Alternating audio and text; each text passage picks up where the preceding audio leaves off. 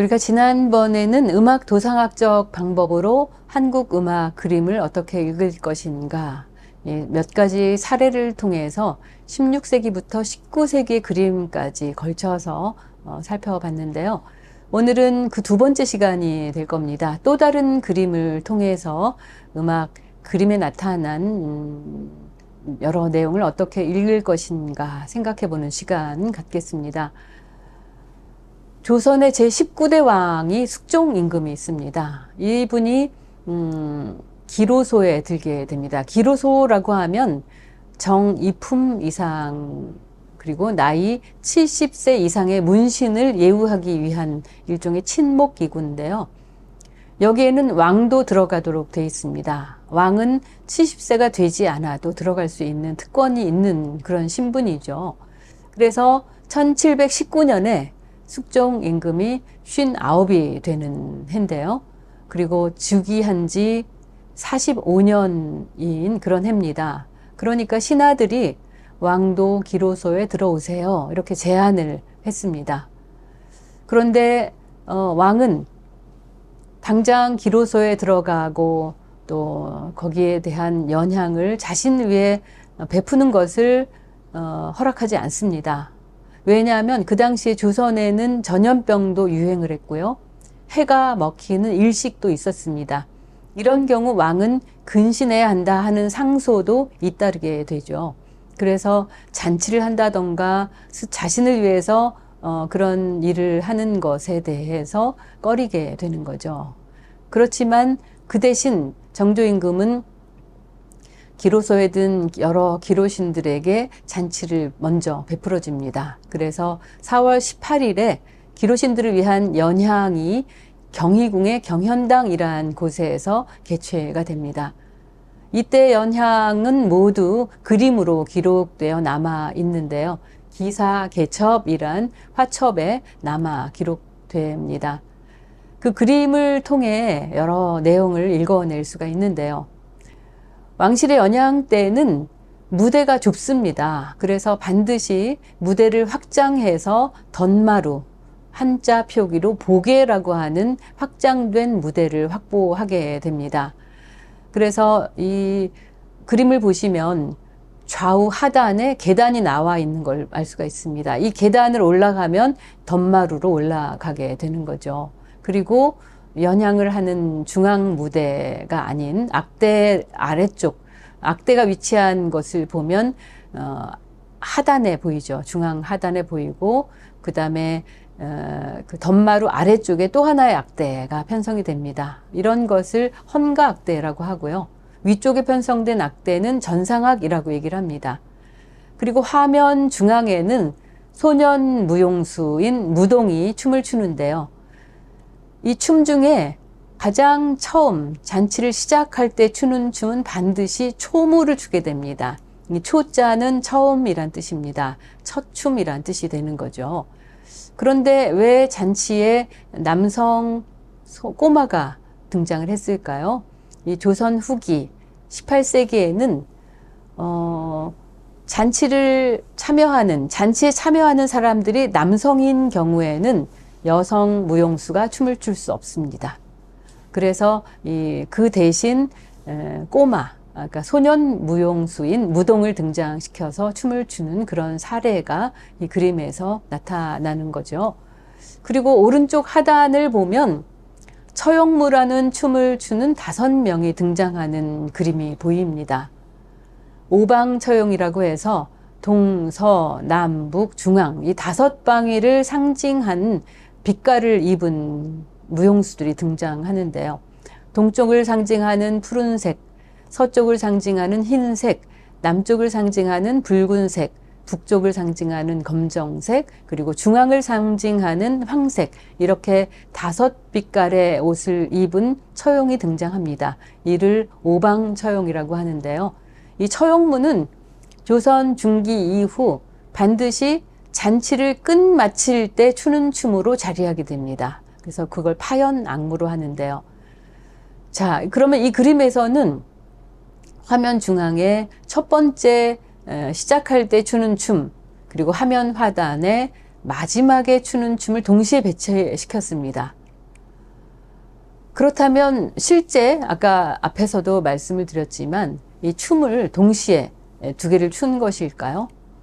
그림으로 보면 사실은 막 화면 안에 그 춤을 추러 뛰어드는 처용들의 그림이 보이거든요. 그래서 오해를 할 수 있습니다. 이들이 막 뛰어 들어가서 춤을 추려고 하는구나. 그렇지만 이것도 역시 우리는 첫 번째 춤과 마지막 춤을 동시에 배치를 해서 그림의 장치를 좀 더 생동감 있는 장치로 가져갔다라는 것을 알 수가 있고요. 실제로는 각각 따로따로 연행을 했습니다. 그런 상황을 읽어낼 수 있고요. 또 이 그림을 통해서 또 하나 읽을 수 있는 건데요. 뭐냐면 왕이 이때의 기로신들을 위해서 특별히 큰 잔을 제작해서 선물로 했습니다. 은으로 제작한 잔인데요. 이 기로신들은 특별히 5번째 잔, 이 잔치를 하게 되면 왕이 주인공인 경우, 왕이 참여한 경우에는 전체 9잔의 술을 올리게 됩니다. 그래서 9잔 술 중에 5번째 잔을 올릴 때 왕이 선물한 은잔에다가 술을 부어서 돌려가면서 마시도록 했습니다. 왕의 명령을 볼까요? 그때 당시에 왕이 숙종 임금이 내렸던 5번째 술잔은 바로 이 은배로 술을 돌리도록 하라. 이 술잔을 기로소에 내릴 것이니 술잔 가운데에 사기로소 4글자를 새기도록 하라. 이렇게 왕이 명을 했습니다. 사기로소라는 것은 기로소에 하사한다. 이런 뜻이거든요. 이런 기록을 통해서 우리가 요즘에는 술 돌려 마시기 안 하는데 사실 한국에서는 술 돌려 마시기가 술잔을 돌려 마시는 문화가 있었습니다. 이 왕실에서 이런 돌려 마시는 사례를 찾아볼 수 있었던 거죠. 그래서 이 왕이 참여하는 이 잔치를 다 마치게 되면 이 기로들, 나이 많은 원로 대신들은 2차를 하러 갑니다. 2차는 다른 곳으로 이동합니다. 바로 기로소라는 곳으로 기로들을 위한 공간이 되는 거죠. 그곳으로 이동해서 연주 또 음악회, 연향을 또 다른 방식으로 하게 되는 거죠. 그런데 이 음악회를 하기 위해서 기로소로 이동하는 과정도 역시 그림으로 묘사가 돼 있는데요.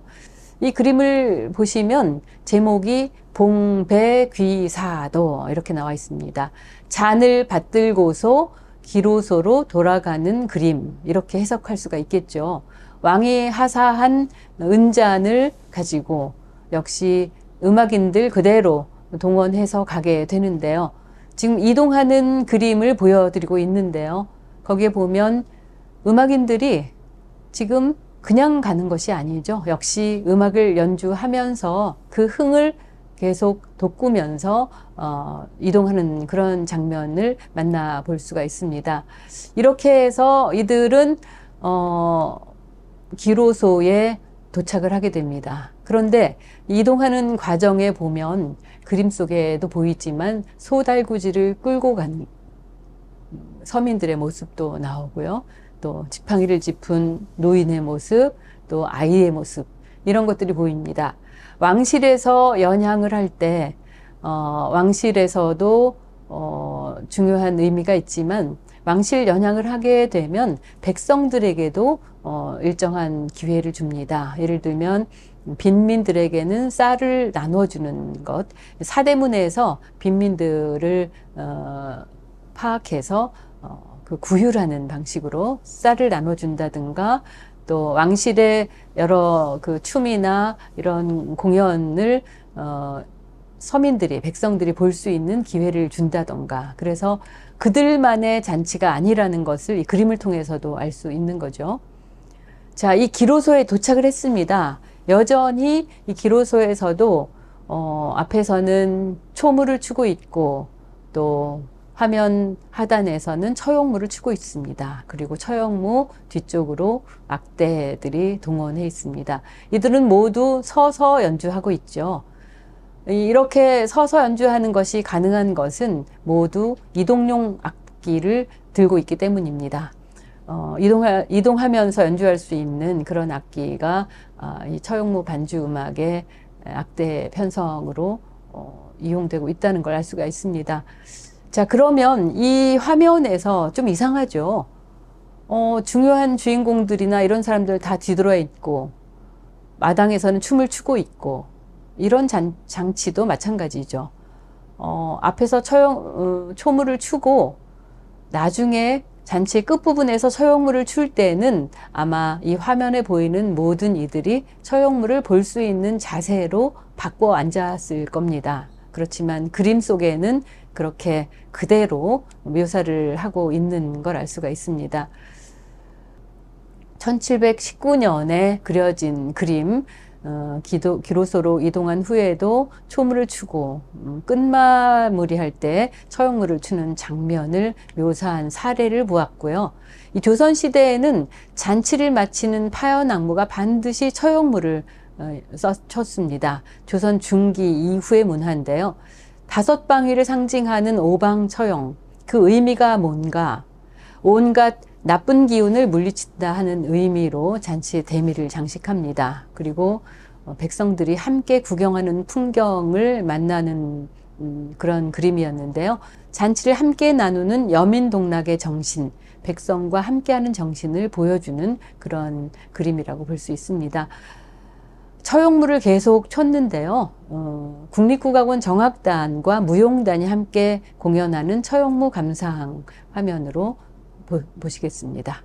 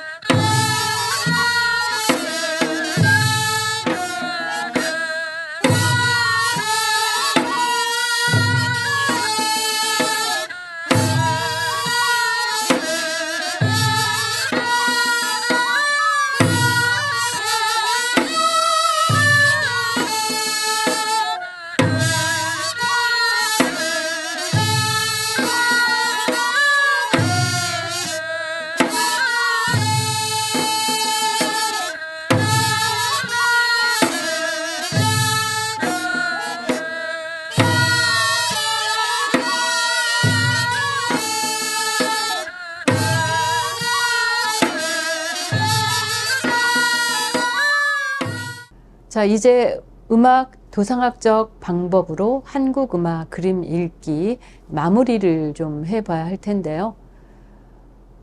제19대왕 숙종이 기로신들에게 베푼 잔치 그림을 살펴보았습니다. 기로소, 앞서서 말씀드린 대로 정이품 이상, 높은 관직이죠. 그리고 나이 70세 이상의 문신을 예우하기 위한 일종의 친목 기구인데요. 왕은 더 이른 나이에도 들어갈 수 있었지만 숙종이 59세 되는 해, 즉위 45년에 기로소에 들 것을 제안받았지만 일단은 먼저 기로신들을 위해서 잔치를 베풀어 주었던 그 풍경을 만나보셨습니다. 이제 다음 시간에는 도상학적 연구를 통해서 밝힐 수 있는 내용, 그리고 도상학적 연구 방법의 장점과 또 한계에 대해서 알아보도록 하겠습니다.